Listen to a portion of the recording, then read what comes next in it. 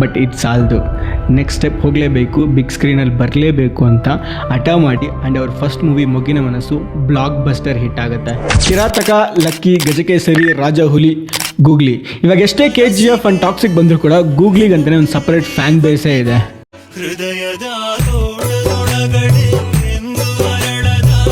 Master piece, Ramachari ಈ ಥರದ್ದು ಒಳ್ಳೆ ಬ್ಲಾಕ್ ಬಸ್ಟರ್ ಮೂವೀಸ್ ಕೊಟ್ಕೊಂಡು ಸ್ಯಾಂಡಲ್ವುಡಲ್ಲಿ one of the lead actor ಆಗ್ತಾರೆ. ಬಟ್ ಇದು ಸಾಲದು, ಇನ್ನೂ ಬೇಕು.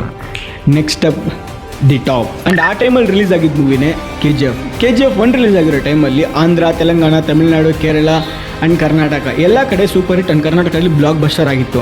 ಬಟ್ ಇಂಟ್ರೆಸ್ಟಿಂಗ್ ಪಾಯಿಂಟ್ ಏನಂದರೆ ನಾರ್ತ್ ಇಂಡಿಯಾ ಆ ಟೈಮಲ್ಲಿ ಝೀರೋ ಅಂತ ಶಾರುಖ್ ಖಾನ್ ಅವ್ರದ್ದೊಂದು ಮೂವಿ ರಿಲೀಸ್ ಆಗಿತ್ತು.